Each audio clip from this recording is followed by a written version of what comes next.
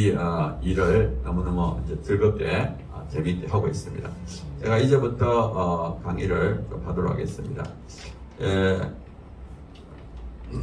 일단 이제 오늘 주제가 거룩한 한국을 세우는 기초석이 되자, 동성애와 차별금지법입니다. 몇 가지 이제 기본적인 내용을 좀 알려드리면, 지금 현재 동성애를 지지하는 데가 어딘가 하면 전 세계 분포를 볼 때 북미, 남미, 호주, 서구 유럽 이쪽이 이제 지지하고 있고요.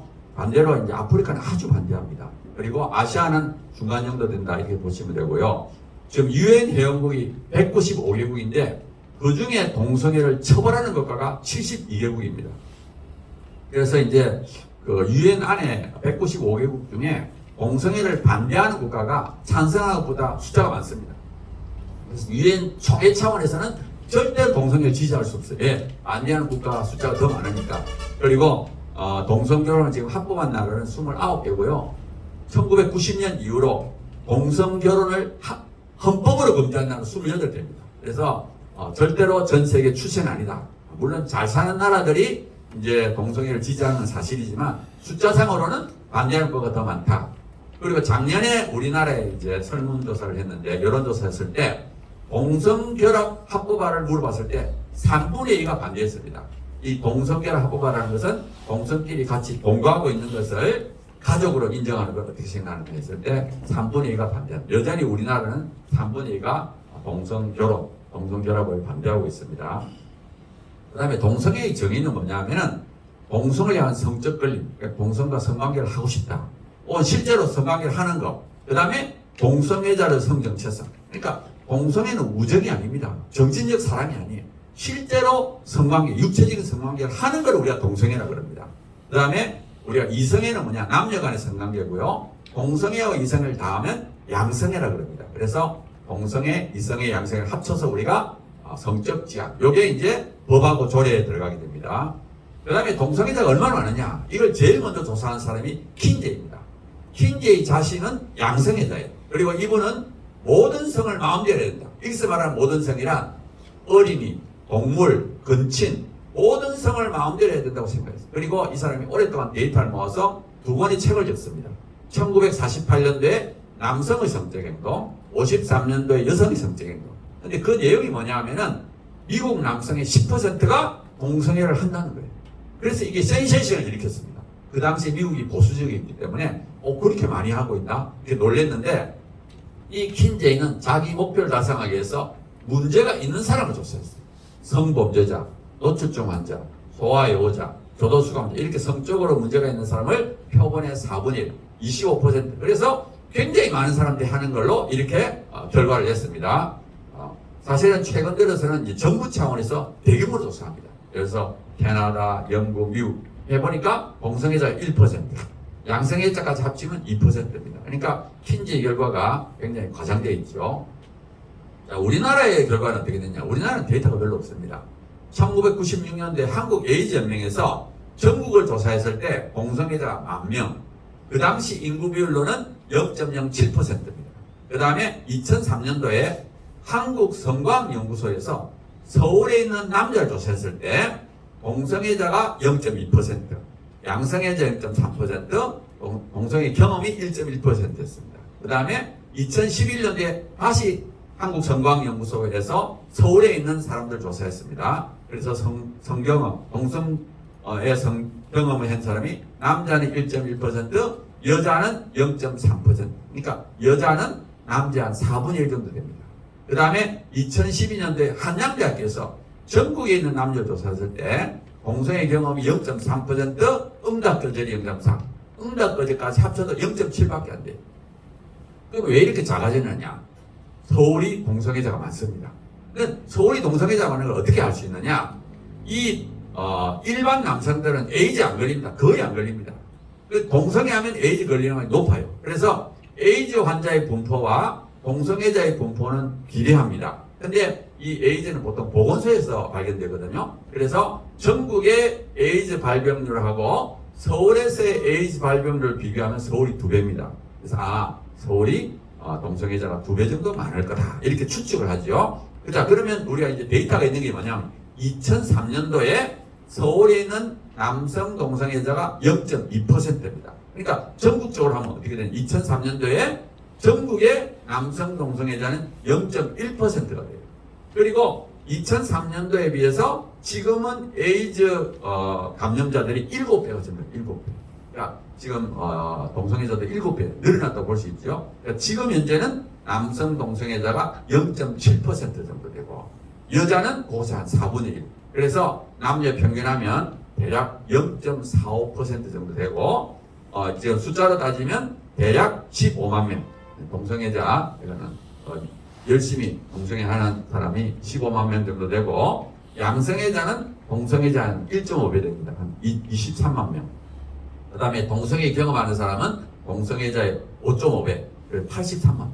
지금 우리나라에 동성애 하는 사람이 80만 명 아니면 90만 명. 그러니까 아주 적은 숫자는 아니죠. 근데 뭐 물론 서구에 비해서는 작지만 이 정도의 숫자를 가지고 있다 이렇게 보시면 되겠습니다. 불행하게도 지금 계속 늘고 있습니다. 그 다음에 이제 제가 말씀드리고 싶은 것은 동성애는 타고나는 것이 아니다. 그걸 말씀드려요. 왜냐하면 이 서구가 다 무너질 때 가장 큰 요인 중에 하나가 동성애가 선천적이다. 이렇게 생각했어요. 만약에 동성애가 타고나는 것이라면 그 사람 책임이 없습니다. 그러니까 우리가 그 사람을 인정을 해줘야 돼요. 그러면서 이제 서구가 다 이제 무너졌죠. 근데 동성애는 절대 타고나는 것이 아닙니다. 물론 제가 이제 과학적으로도 말씀드리겠지만 신앙적으로 말씀드리면 만약에 동성애가 타고나는 것이라면 그 사람을 동성애자로 만든 분이 하나님이 되는 거예요. 태어나기도 전에 그 사람이 동성애를 결정이 된다면 하나님이 그 사람을 동성애자로 만들어요. 그러면 어떻게 그 사람을 정죄할 수가 있습니까? 하나님은 살아계시고 공의롭기 때문에 동성애는 절대 타고나는 것이 아닙니다. 제가 이걸 강조하는 이유가 뭐냐면 지금도 동성애 옹호자들은 논문을 내요. 동성애 타고났다는 논문을 냅니다. 거짓말은 끝이 없습니다. 이 논문을 나와서 이게 틀리면 또 다른 건 논문을 내요. 그리고 새로운 또 과학 개념을 들고 나옵니다. 그러니까 끝이 없이 거짓말은 끝이 없어요. 그러니까 우리가 분명하게 동성애 타고나는 것이 아니다 하고는 각각을 합리적으로 반박을 해줘야 됩니다. 그래서 첫 번째로는 이 동성애자는 아기를 못 낳습니다. 그렇죠? 남자 2명이 어떻게 아기를 낳아요? 여자 2명이 어떻게 돼요? 동성애로는 아기를 못 낳습니다. 아기를 낳아야만이 자기 몸에 있는 유전자가 다음 세대로 넘어가면서 유전이 되는 거예요. 아기도 못 낳아도 어떻게 유전이 되겠습니까? 자, 그럼 왜 이렇게 동성애가 유전이라는 게 커졌느냐? 이 동성애자인 과학자들의 노력입니다. 정말 이 동성애자들은 진짜 노력을 많이 해요. 감탄합니다. 이 대표적인 논문이 뭐냐면 1993년도에 해머라는 동성애자가 논문을 내요. 그게 남성 동성애는 XQ28의 유전자와 관련이 있다고 사이언스에 발표. 이 사이언스가 굉장히 1등이야. 그 유명한 잡지에다가 남성 동성애는 XQ28의 유전자와 관련이 있다고 논문을 발표하면서 그 머릿말에서 뭐라고 했느냐. 이 결과는 99%의 신뢰도를 갖는다. 그러니까 100% 맞다는 거죠. 그러니까 막 언론이 떠들었어요. 드디어 동성애 유전자 발견했다고 막 일반인들뿐만 아니라 과학자들까지도 동성애가 타고나는 줄 알았습니다. 그 유명한 잡지에 나왔습니다. 근데 다행스럽게 6년이 지나서 라이스라는 사람이 그 해머가 주장한 그 부분을 조사했어요. 그래가지고 일반인과 동성애자를 비교해보니까 차이가 없었습니다. 그래서 사이언스에다가 동성애와 XQ28은 관련 없다 하고 논문을 발표합니다. 1999년도에 2005년도에는 해머를 포함한 연구팀이 더 많은 사람을 조사했어요. 1994년도에 40명을 했으면 2005년도에는 456명, 그러니까 11배죠. 11배를 해가지고 조사해보니까 남성 동성애와 XQ28은 관련이 없었습니다. 그래서 이 사람들이 논문에 자세하게 설명, 자기들이 왜 옛날에 있다 그랬는데 왜 지금 없다 그러는지를 자세하게 설명을 했어요. 그래서 이제 해머가 자신의 결과를 번복을 했죠. 그 다음에 2012년도에는 23,000명을 조사합니다. 아까 뭐 40명, 456명 하다가 갑자기 23,000명. 이게 과학적 테크닉이 이제 발달해서 그래요. 새로운 과학 방법을 하니까 수많은 사람들을 조사할 수 있어요. 그래서 23,000명을 조사하니까 동성애 유전자가 없다는 게 밝혀졌고요. 2019년도에는 48만 명. 역시 동성애 유전자가 없다는 게 밝혀졌어요. 그러니까 과학적으로 이제는 거의 밝혀졌죠. 그 다음에 이 동성애가 타고난 것이 아니라는 것을 알 수 있는 또 한 가지 좋은 방법이 뭐냐? 일란성 쌍둥이의 동성애 일치 비율입니다. 일란성 쌍둥이는 한 개의 수정란이 두 사람이 됐어요. 두 사람은 똑같은 유전자를 갖고 있습니다. 100% 똑같아요. 그러니까 만약에 동성애 유전자가 있다면 두 사람이 동시에 갖거든요. 그 다음에 같은 엄마 배수를 자라니까 모든 선천적인 영향을 동일하게, 호르몬이라든지 하여튼 모든 선천적인 영향을 동일하게 받아요. 유전자도 갖고 동일한 선천적인 영향을 갖고. 그러니까 정말 동성애가 타고나는 것이라면 이 두 사람은 동시에 동성애자가 되든지 동시에 안 돼야 돼요. 일치율이 높아야 됩니다. 그래서 최근 들어서 2000년 이후로 대규모를 조사해 보니까 2010년도에 제일 많은 사람을 조사했을 때 남자는 9.9%, 여자는 12.1%의 일치율이 보입니다. 그러니까 10명당 1명이 일치. 모든 선천적인 영향이 동일함에도 10명당 1명만 일치합니다. 그리고 이 일반 쌍둥이는 태어난 다음에 같은 부모 밑에서 같은 환경이잖아요. 후천적인 영향도 같고, 그러니까 선천적인 영향도 같고, 후천적인 영향도 같고, 그럼에도 10명당 1명이 일치하는 거예요. 그러니까 요 10% 일치율 안에는 후천적인 영향이 들어있죠. 그러니까 선천적인 영향은 10%가 안 된다는 걸 알 수 있어요. 그래서 동성애는 절대로 타고나는 것이 아니다. 태어날 때부터 결정되는 건 절대 아니다. 이렇게 과학적으로 분명하다. 이렇게 보시면 되겠습니다. 그 다음에 이제 동성애는 비정상적이고 에이즈하고 밀접한 관계를 갖고 있습니다. 우리 인체 기관은 다 기능이 있습니다. 예를 들어서 폐, 호흡기관이죠. 위장, 소화기관. 우리 인체의 기관은 다 기능이 있습니다. 특별한 기능이 있어요. 마찬가지로 성행위를 하는 기관, 성기관이죠. 성행위를 하도록 만들어진 기관이 있습니다. 근데 인체 구조상 하나님께서 남자와 여자가 성관계를 하도록 그렇게 구조가 되어 있습니다. 남자 2명이서 여자 2명이서 성관계를 할 수 없어요. 그러니까 이 동성애는 자연의 섭리에 어긋났다 이렇게 볼 수 있고요. 그 다음에 에이즈하고 밀접한 관계를 갖고 있습니다. 우리나라 데이터를 보면은 지금 현재 에이즈 감염자를 보면은 93%가 남자입니다. 7%가 여자예요. 그런데 남자들은 거의 에이즈 검사 안 합니다. 아마 여기 계신 분 중에 에이즈 검사하는 사람 없을 거예요. 여자들은 에이즈 검사를 많이 합니다. 왜? 산모는 반드시 해야 돼요. 수직 감염이기 때문에. 그리고 율랑 여성들은 해야 됩니다. 그래서 여자들은 상당히 많이 검사하는데도 7%. 남자들은 거의 안 하는데도 93%. 그리고 매년 생기는 신규 감염자도 남자가 93% 이상입니다. 어떤 때는 95%, 94% 왔다 갔다 하면서 하여튼 대다수가 남자입니다. 자, 그리고 에이즈는 어떻게 감염되느냐? 2006년 이후로 99.9%가 성감입니다. 지금은 뭐 혈액, 세대, 수혈 이런 거 아무것도 안 걸려요. 우리나라 의술이 발달해서 지금 안 걸립니다. 2006년 이후로 99.9%가 성감이에요. 가끔 수직 감염이 나오고요. 가끔 마약 주사기를 같이 쓰는 사람. 어쩌다가 한두 명씩 나와요. 그러니까 거의 100% 성관계인데 매년 남자가 93% 이상이다. 그건 뭐예요? 남자가 남자에게 성관계해서 감염을 시키고 있다는 걸 알 수 있습니다. 그래서 지금 에이즈 감염자가 우리나라 늘고 있는데요. 전 세계적으로는 감소합니다.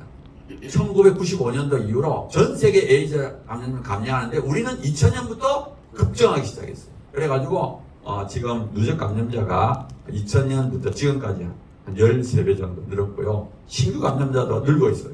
그래가지고 지금은 1000명 이상이 매년 걸립니다. 그래서 지금 한 누적 감염자는 한 2만 명 되고요. 매년 1000명 이상이 걸리고 특별히 10대, 20대가 걸립니다. 10대, 20대. 제일 많이 걸리는 게 20대입니다. 그래가지고 10대, 20대를 합치면 한 400명 정도 걸려요. 한 해에. 그래서 저는 한 해에 세월호 한 척이 빠지고 있다. 이렇게 봅니다.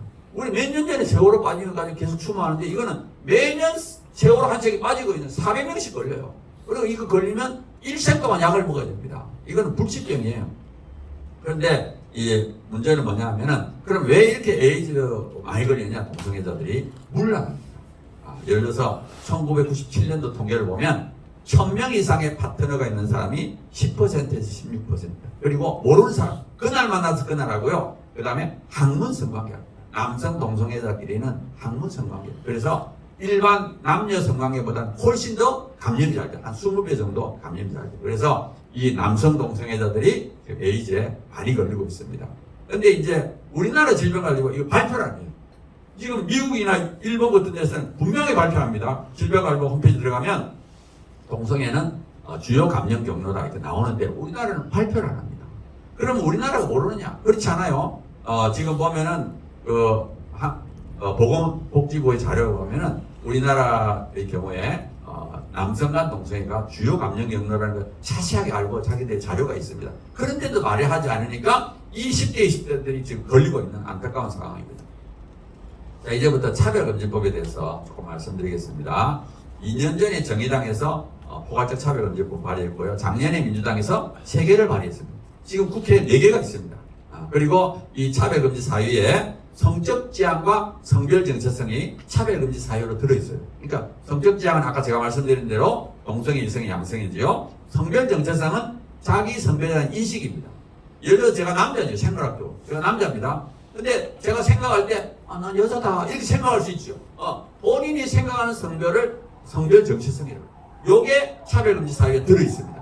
그 다음에 성별의 정의 안에 제3의 성이 들어있어요. 우리 법 4개다 법에 보면 성별이 뭐냐, 남성, 여성, 그 외 분류할 수 없는 성. 남자도 아니고 여자도 아닌 성이 있는 거죠.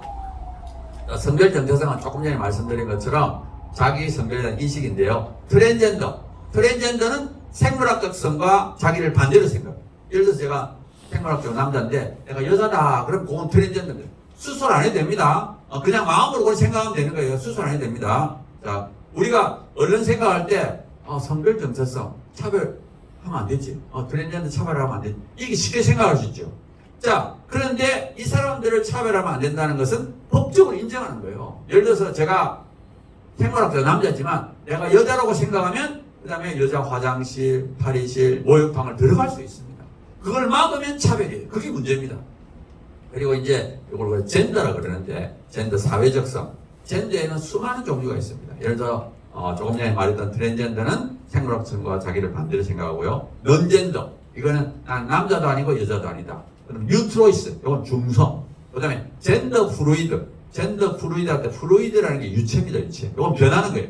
젠더가 자꾸 변합니다. 예를 들어서 아침에는 남자였다가 또 저녁 되면 여자가 되고 봄에는 남자가 됐다. 이렇게 자꾸 시간에 따라서 자기 마음이 그렇죠. 우리 마음이 수시로 변하잖아요. 그리고 데미젠더는 반은 남자고 반은 여자다. 폴리젠더는 여러 가지 젠더가 있고 바이젠더는 남자인 동시에 여자다. 그러니까 젠더는 수십 가지 수백 가지가 됩니다. 이게 문제가 돼요. 이걸 이제 다 인정을 해줘야 되는 거죠. 우리나라의 이제 차별금지법에 대한 걸 보면 지금 이제 국회에 4개가 있는데요. 과거에도 한 6개가 나왔습니다. 2007년부터 나오기 시작했고요. 항상 보면은 성적 지향과 성별 정체성이 차별금지 사유로 들어있습니다. 그리고 2007년도에 처음 나왔는데 그때는 원래 성적 지향이 있었는데 그게 이제 국민들이 항의하니까 그걸 빼고 국회로 넘겼습니다. 그리고 이제 차별금지법은 항상 처벌 조항이 있습니다. 그리고 이제 차별금지법이 만들어지면 어떻게 되느냐? 피해자, 차별받았다고 생각하는 사람이 국가인권위에다가 이제 진정을 합니다. 그럼 국가인권위원회가 조사를 해요. 이게 정말 차별인지 아닌지를 조사해보고 진짜 차별이라고 판단하면 그때 시행명령을 내립니다. 고쳐라. 시행명령. 그리고 말을 안 들으면 이행강제금을 3천만 원까지 부과할 수 있습니다. 그리고 또 여전히 말을 안 되면 이행강제금을 다시 3천만 원까지. 그리고는 이제 법원에 이제 넘기면서 변호사 비용을 지원합니다. 그러니까 가해자라고 지목된 사람은 꼼짝 말아요. 그리고 이 국가인권위원회는 차별금지법을 만들려고 애를 씁니다. 왜?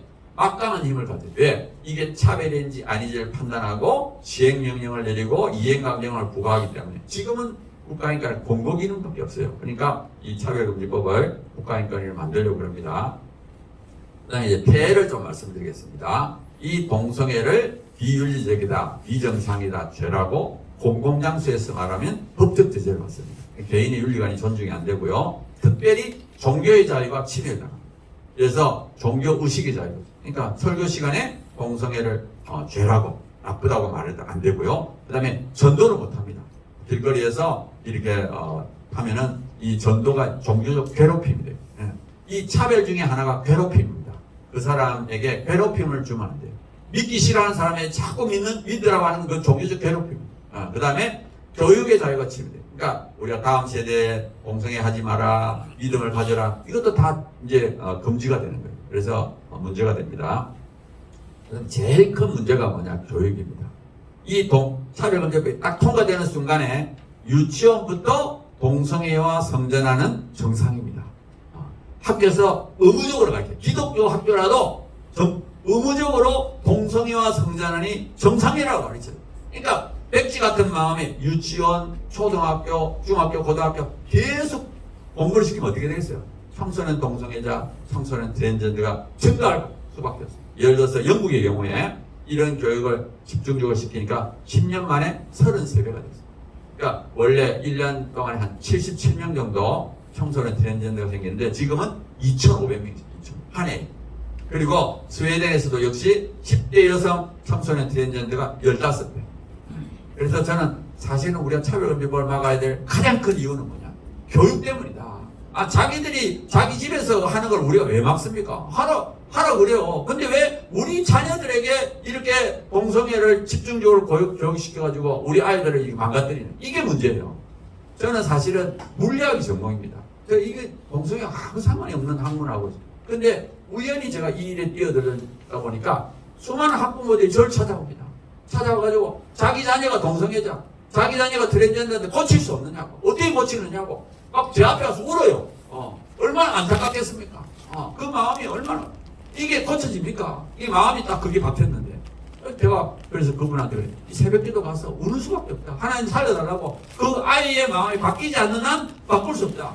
그러니까 그 부모가 막 울면서 애걸복걸하는 거예요. 얼마나 이게 남의 일이니까 그럴 수도 있지. 정말 자기 자녀, 자기 손자가 이런 일이 터지면 그 집안이 발칵 뒤집어집니다. 정말 대부분의 학부모들은 우울증에 걸려가지고 정신약을 먹으면서 지금 버티고 있어요. 이 자기 자녀가 이렇게 됐어요. 이게 남의 일이 아닙니다. 우리나라 지금 차별금지법이 통과 안 됐는데도 이렇게 생기고 있는데 만약에 통과되면 어떻게 되겠어요? 유치원부터 이게 옳다고 가르치면 어떻게 돼요? 영모가 똑같이 되죠. 서너 배가 늡니다. 당연히 늘지요. 그래서 우리가 차별금지법은 반드시 막아야 된다. 저는 생각하고요. 그 다음에 남녀 구분이 없어요.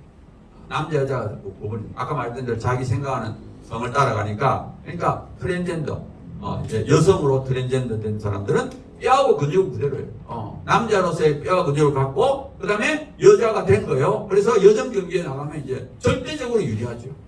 레슬링이라든지 격투기라든지 나가면 진짜 여성들은 불리하죠.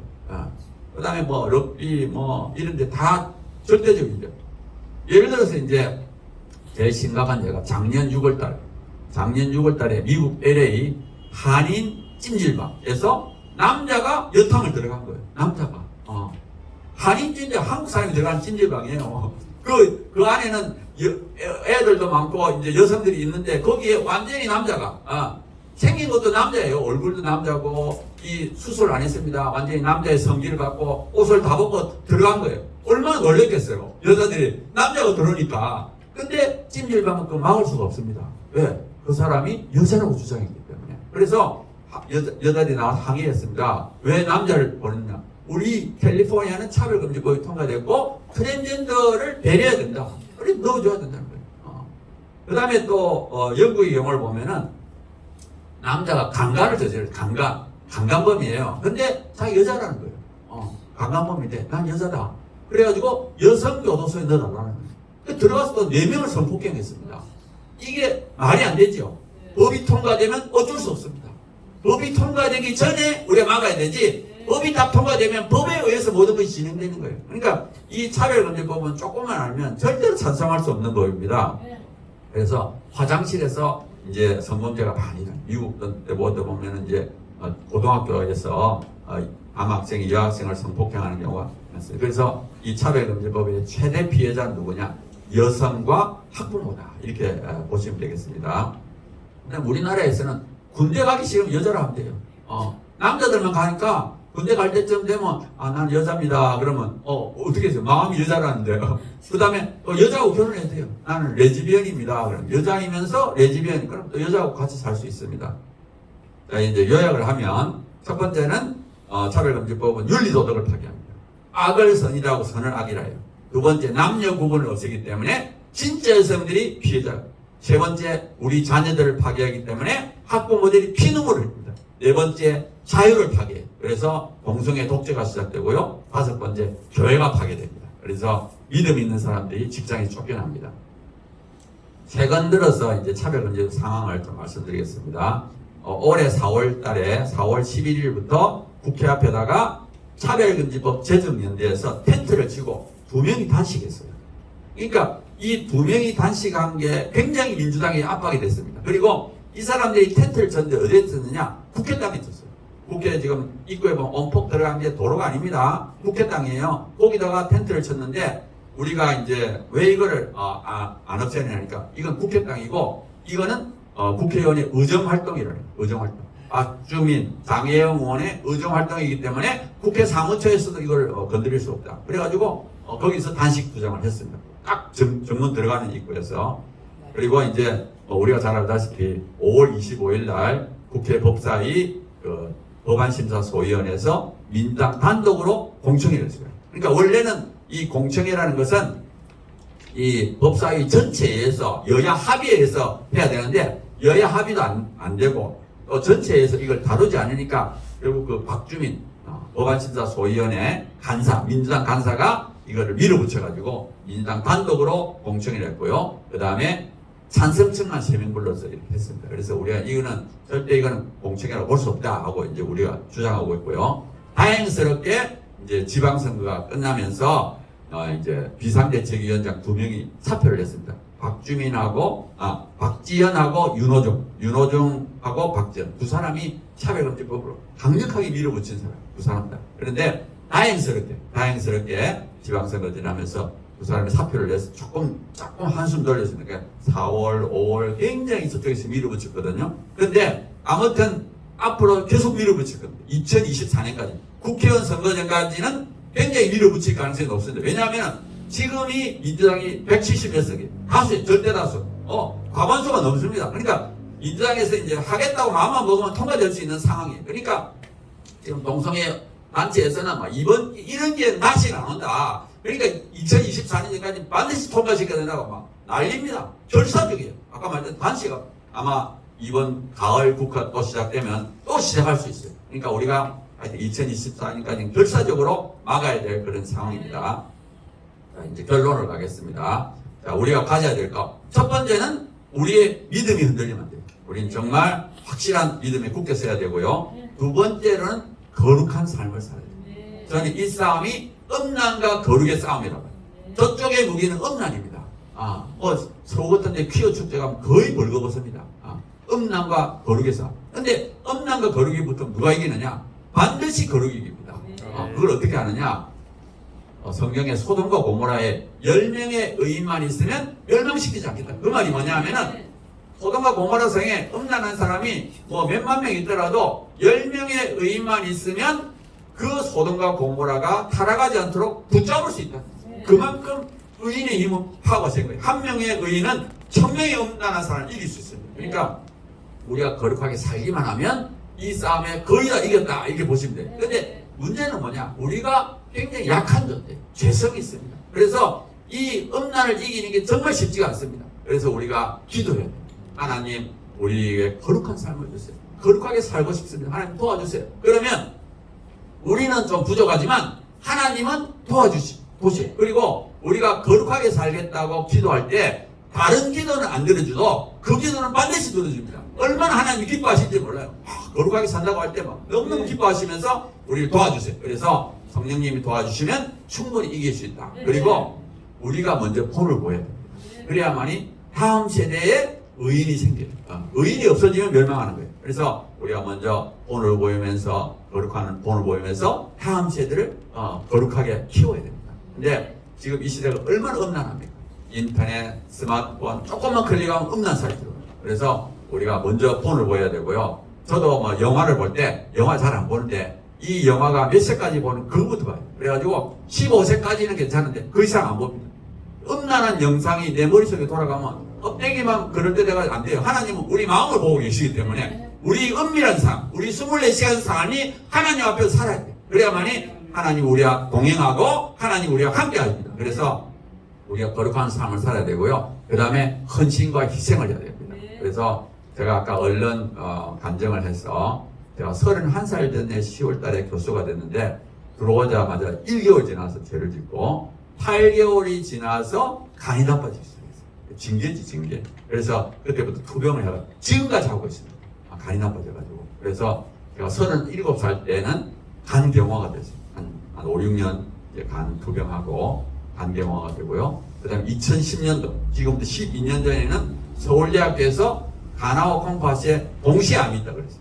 저는 그때 죽는 줄 알았어요. 아, 온몸에다 암이 퍼졌구나 하고 죽는 줄 알았어요. 다행스럽게 간은 조그마한 그 암이 한 2개 있어가지고 시술했고요. 왼 조그만 떼냈습니다. 근데 다행스럽게 또 콩팥은 암은 아니었어요. 지금도 제가 몇 개월 단위로 이렇게 CT, MRI를 찍습니다. 제가 2010년도에 간하고 콩팥이 암이 있다고 서울대학교에 판정하고 2013년도에 콩팥을 떼내는 수술을 했습니다. 근데 제가 이 일에 언제부터 뛰어들었냐? 2012년도 그 중간에 뛰어들었어요. 물론 이제 2006년, 2007년부터 이걸 시작을 했는데 본격적으로 안 했고요. 2012년도 그때부터 제가 이제 그 바성년이라는 단체의 실무 책임자가 돼서 본격적으로 여기에 뛰어들었어요. 근데 하나님이 저의 그런 삶을 기쁘게 보신 거예요. 그러면서 하나님이 은혜를 베푸셔가지고 지금은 훨씬 더 건강해요. 그러니까 제가 사실은 B형 간염 바이러스 때문에 이게 이제 간경화 간암을 했는데 바이러스가 한 3, 4년 지나서 없어졌습니다. 그래가지고 제가 지금은 오히려 30대, 40대보다 훨씬 건강해요. 제가 30대, 40대 거의 누워 있었어요. 간경화라는 판명을 받고 나서 마음이 쫄아가지고 거기다 누워 있었는데 지금은 훨씬 더 건강해져가지고 이렇게 수많은 일을 하고요. 사실 2012년도 지금부터 10년 전부터 이 일에 뛰어들어가지고 그때부터 단체를 만들기 시작해가지고 지금은 수백 개가 생겼어요. 2012년도 최초의 단체가 생겼는데 지금 10년 전에 이 차별금지법 반대하는 단체가 최초가 하나 생겼는데 지금은 몇백 개가 생겨요. 몇백 개. 그러면서 수많은 단체가 생겼어요. 그래서 어떻게 보면 제가 수많은 단체 만드는데 같이 했는데요. 아무래도 이제 제가 몸이 약하면서 이 일에 뛰어든 것이 효과적이었어요. 수많은 사람들로 하여금 헌신하게 만들었어요. 아, 저렇게 저 사람은 간암 이런 데도 불구하고 하니까 아이고 나도 해야 되겠다. 그런 마음 동기부여를 해가지고 수많은 사람들이 교수, 변호사, 의사 수많은 사람들이 자비량으로 헌신해가지고 지금 수많은 사람들이 헌신. 그러니까 리더의 헌신과 희생이 필요해요. 그 다음에 우리가 용감해야 됩니다. 제가 이제 사람들을 만나서 이제 물어보면 크리스찬 리더 중에 두려워하는 사람들이 그거는 이건 너무 어렵다고 자기는 못하겠다. 그런 떠는 사람도 있어요. 저는 그거 보면 마음이 아픕니다. 물론 모든 사람이 이 일에 뛰어들 필요는 없습니다. 각자 자기 사역을 하면 돼요. 그런데 적어도 두려워해서는 안 돼요. 리더는 분명하게 외쳐요. 하나님은 이 땅을 다스리는 분이다. 교회 안에뿐만 아니라 온 세상을 다스리는 분은 하나님이다. 우리께 진리다. 이런 확신이 리더한테 있어야 돼요. 그래야만이 그 사람을 따라오는 사람들도 확신을 갖는 거예요. 리더가 덜덜 떨면 다 떠는 겁니다. 그래서 리더는 분명하게 용감한 그걸 가져야 되고요. 또 물론 이제 그 사람이 이제 실력이 좀 있어야 되겠죠. 전문적 지식이어야 되고 교양이 있어야 돼요. 어떤 사람들은 용감한데 너무 무리해서 문제가 돼요. 그 사람은 아예 안 하는 일만 못합니다. 오히려 점수를 깎아먹어요. 사실은 이 전쟁은 골수 동성애자하고 골수 기독교인의 전쟁입니다. 양쪽은 안 변합니다. 지금 우리가 싸우는 건 중간에 있는 사람들 중간입니다. 그 사람들은 우리 편을 만드는 게 목적이에요. 근데 무리하면 되겠습니까? 그냥 우리는 십자가 참 좋은 거예요. 얻어맞는 게 좋은 겁니다. 그럴 때 그 중간에 있는 사람이 동정심을 유발해서 우리 쪽으로 오는 거예요. 이 동성애자들이 자꾸 약자다, 자기들은 차별받는다, 그 동정심을 유발해서 자기 편을 만들려고 합니다. 마찬가지예요. 이 시대는 오히려 기독교인들이 차별을 받고 핍박을 받는 시대. 너무 좋은 시대가 온 거예요. 이게 진짜 기독교가 빛을 발하는 시대입니다. 기독교는 풍요로울 때 타락을 하게 되고요. 핍박을 받을 때 진짜가 돼요. 정말 너무너무 좋은 시대가 도래했습니다. 그래서 우리 기독교들이 정말 이런 모습을 보여줘야 되고요. 그 다음에 충분히 이길 수 있다는 자신감을. 수많은 사람들이 뭐라고 생각하는가 하면 미국도 무너졌고 유럽도 무너졌는데 한국이 기독교 국가도 아닌데 이길 수 있겠느냐. 유럽이나 미국은 기독교 국가였는데 다 졌는데 우리 한국이 무슨 힘이 있느냐. 이렇게 생각하죠. 그건 아니죠. 우리가 전쟁을 할 때는 믿음이 있어야 돼요. 이 믿음을 갖고 분명히 이길 수 있다. 또 이겨야 된다. 그런 마음을 갖고 전쟁에 임해야지. 이건 결국 질 거다. 그럼 전쟁 이길 수 없습니다. 우리가 분명하게 믿음을 가져야 되고요. 우리 마음속에 정말 이건 안 된다. 부정책이 주는 거는 그건 마귀가 주는 생각이에요. 우리 생각이 아니에요. 우리는 그저 하나님 말씀대로 순종하고 행동을 하면 돼요. 나머지는 하나님이 결정하는 거예요. 왜냐면 우리는 최선을 다해서 하면은 신비롭게 하나님이 온 땅을 다스리기 때문에 이루어 주시고요. 또 우리께 진리입니다. 그 학문의 성관계라는 게 어떻게 진리가 될 수 있겠습니까? 그리고 우리나라에는 동성애자가 많지 않습니다. 기껏해봤자 우리 기독교인이 한 50분의 1밖에 안 돼요. 제가 이렇게 만나보면 기독교인은 돈도 많고요. 온갖 국회의원, 뭐 교수, 변호사, 의사, 전부 기독교인. 아마 동성애자는 모든 영역에서 50분의 1도 안 됩니다. 돈도 많고 사람도 많은데 왜 집니까? 질 수가 없죠. 그래서 우리 충분히 이길 수 있고, 그리고 불행하게도 지금 전 세계적으로 이 동성애를 막을 수 있는 나라는 한국밖에 없습니다. 유럽도 적고요, 미국도 적고, 지금 유일하게 그냥 열심히 이 차별금지법, 동성애와 싸우는 나라는 한국이 유일합니다. 그러니까 한국이 무너지게 되면 전 세계 이 지구상에 이걸 막을 수 있는 나라가 하나도 없는 거예요. 그러니까 우리가 굉장한 책임감을 가져야 돼요. 정말 하나님도 얼마나 우리 나라만큼 무너지지 않기를 얼마나 바라시겠어요. 우리 그리고 최선을 다하면 충분히 이길 수 있습니다. 그래서 정말 우리가 이걸 열심히 나가야 되고요. 또 실제로 해야 될 일들이 뭐가 있는가 하면 첫째는 기도입니다. 아까 말씀드린 것처럼 정말 이거는 쉽지 않은 상황입니다. 하나님이 안 도와주면 안 돼요.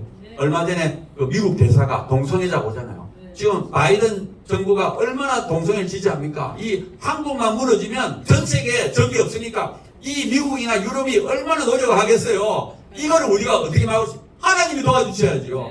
하나님 기도해야 됩니다. 첫째는 자기 자신을 위해서요. 하나님 저에게 진짜 믿음을 주시고 진짜 삶을 살게 해주세요. 믿음의 삶을 살게, 거룩한 삶을 살게 해주세요. 우리가 믿음을 갖고 거룩한 삶을 살아야 돼. 그 다음에 전쟁을 하죠. 이 존재가 바뀌지 않는 한 사회에 승용할 수 없습니다. 하나님이 함께하지 않으면 이길 수 없습니다. 그래서 우리가 먼저 믿음을 갖고 믿음의 삶을 살아야 되고요. 그 다음에 국가와 민족을 위해서 정말 사역마다 기도해야 됩니다. 그렇게 기도하다 보면 하나님이 각 사람에게 너는 이런 걸 해라 하고 마음을 주실 수 있어요. 그래서 각자 자기에 맞추어서 맞춤형으로 자기 헌신을, 지금 동성애자들이 얼마나 헌신한지 몰라요. 저는 보면 과학자는 과학자대로, 예술인은 예술인대로 그 소수가 되는 동성애자 숫자가 적어요. 우리 50분의 1도 안 됩니다. 그런데 막강한 힘을 왜 발휘하냐? 한 사람 한 사람이 모든 영역에서 이제 활동을 하니까 그게 막강한 거예요. 그리고 우리가 이제 국회의원들을 설득해야 돼요. 그러니까 각 지역에서 자기 지역이 특히 민주당을 만나가지고 민주당도 올라서 지지하게. 그 차별금지법 좋은 거 아니냐? 모르니까.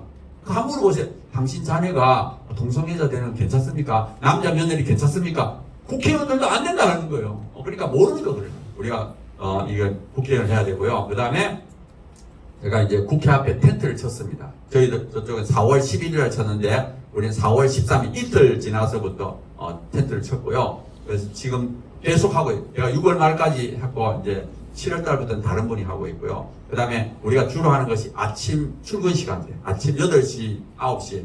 그리고 낮 출근 시간 낮에. 지금도 8시 되면 여성들이 옵니다. 여성들이 진짜 대단해요. 아침 8시부터 와가지고 큰 피켓을 두고 이 보좌관들이 출근하는 걸 보이게끔 해가지고 지금도 하고. 전번에는 폭우가 쏟아지는 날도 8시에 와가지고 정말 대단해요. 아직 한국이 정말 살아있다는 걸 느끼는데요. 우리가 4월 13일부터 우리가 텐트, 지금도 텐트 있습니다. 저쪽은 텐트를 걷었어요. 저쪽은 지방선거 조금 직전에 이제 걷었는데 지금은 우리도 국회 땅에다가 이제 치고 있고요. 그 다음에 뭐 잘 알다시피 5월 15일 날 국회 앞에서 몇만 명 의원이 집회했고요. 그 다음 주에는 경남, 그 다음 주에는 전북에서도 몇천 명이 모였습니다. 그 다음 주에는 광주 그날은 비가 왔습니다. 근데도 몇만 명이 모여서 이제 차별금지법 반대 집회했고요. 그 다음에 6월 26일 날은 대전하고 아산. 그래서 대규모 집회를 쭉 돌아가면서 지금 열었습니다. 그래서 아무튼 이게 민주당에 굉장한 압박이 되었을 거라고 저는 생각하고요. 그 다음에 이제 우리가 효율적으로 하는 것이 현수막을 교회나 이게 하는 게 하고요. 그 다음에 전단지 나눠주는 거. 그래서 지금은 언론이 우리 편이 아닙니다. 언론이 뭐 보수라고 한데도 이걸 다루지 않을래. 그래서 어쩔 수 없이 우리가 발품을 팔아요. 그래서 우리 전단지를 나눠줘야 되고요. 이 거리에서 나눠주는 전단지는 무료로 저희들이 드립니다. 그래서 요거를 열심히 하고요. 그 다음에 요걸 나눠줄 때는 교회 이름을 하지 말고 일반 단체 이름으로 이렇게 하면 좋겠고요. 제가 얼마 전에 여론조사를 했습니다. 저희들이 이제 돈을 주고 여론조사를 했는데 처음에는 뭘 물어봤는가? 당신은 차별금지법을 압니까? 아느냐 모르느냐. 그 다음에 차별금지법을 찬성합니까 반대합니까 물어봤어요. 근데 물어보니까 차별금지법을 알고 있다는 사람의 70%는 반대입니다. 알기만 하면 70%. 근데 차별금지법을 잘 모른다, 처음 들어본다, 이 사람들은 찬성이 반대보다 많습니다. 그 다음에 이제 저희들이 물어봤어요. 아까 남자가 여자 화장실 들어가는 거, 남자가 여자 스포츠 경기. 그러다가 마지막에 다시 물어. 이러한 차별금지법을 당신은 어떻게 생각하냐? 그러니까 마지막에 뭐라 그러니까 잘 모른다 하고 처음 들어본다는 사람도 60% 70%가 반대. 이거는 알기만 하면 반대하는 법이에요. 그래서 우리가 알려야 되는데 문제는 뭐냐? 국민의 4분의 1만 알지 4분의 3은 모릅니다. 그러니까 껍데기만 보니까 차별금지법은 좋은 법이에요. 그래서 찬성해. 그래서 우리가 열심히 전단지를 나눠줘야 되고요. 그 다음에 아까 말했던 2024년까지는 우리가 최선을 다해요. 적어도 동성애자들보다는 훨씬 됩니다. 서구도 보면은 동성애자보다 기독교인이 한 50배가 많습니다. 미국이나 유럽도. 그런데 동성애자들보다 기독교인들이 헌신을 안 했기 때문에 지금 거예요. 이 싸움은 헌신의 싸움입니다. 논리의 싸움이 아니에요. 우리가 어느 쪽이 더 헌신하느냐. 이 동성애자들 진짜 헌신합니다. 우리는 동성애자들보다 더 헌신해. 동성애자는 자기 쾌락을 위해서 자기 일생을 바쳐요. 우리는 영생을 믿는 사람이고 예수님이 날 위하여 죽으신 걸 믿는데 어떻게 동성애자도 헌신 안 해서 되겠습니까? 그래서 우리는 우리나라만큼은 이렇게 해야 되고요. 제가 이제 몇 가지 광고하고 마치겠습니다. 지금 이제 우리가 서울 학생인권 조례를 이제 폐지 운동을 올해 1월 달부터 하고 있는데요. 서울 학생인권 조례는 차별금지하고 똑같습니다. 그 안에 성적 지향 차별금지, 성별 정체성 차별금지가 있어요. 요게 10년 전에 만들어졌어. 지금 우리 학생들한테는 차별금지법이 적용되고 있다. 그래서 올해 1월 달부터 우리 하고 있고요. 여기 온라인 서명과 오프라인 서명이 다 되는데 온라인 서명은 조금 어렵습니다. 그래서 오프라인 서명, 종이 서명을 나이 드신 분들이 많이 좀 해주시면 되겠고요. 그 다음에 지금 현재 대형 교회들은 거의 다 참석했습니다. 다행스럽게. 예를 들어서 온누리 교회, 사랑의 교회, 하여튼 서울에 있는 큰 교회들은 거의 다 참석했는데 작은 교회들은 거의 다 참석 안 했습니다.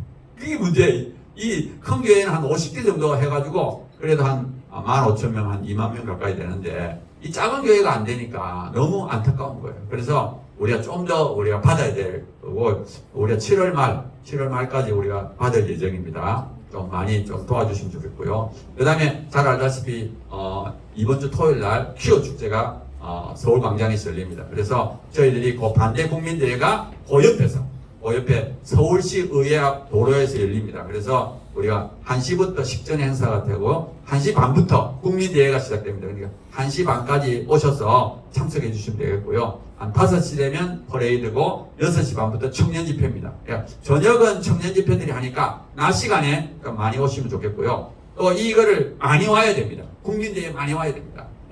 지금 이쪽에서 열리는데 그 옆에서 우리가 많이 와야만이 이것이 음란해지지 않도록 만들 수가 있습니다.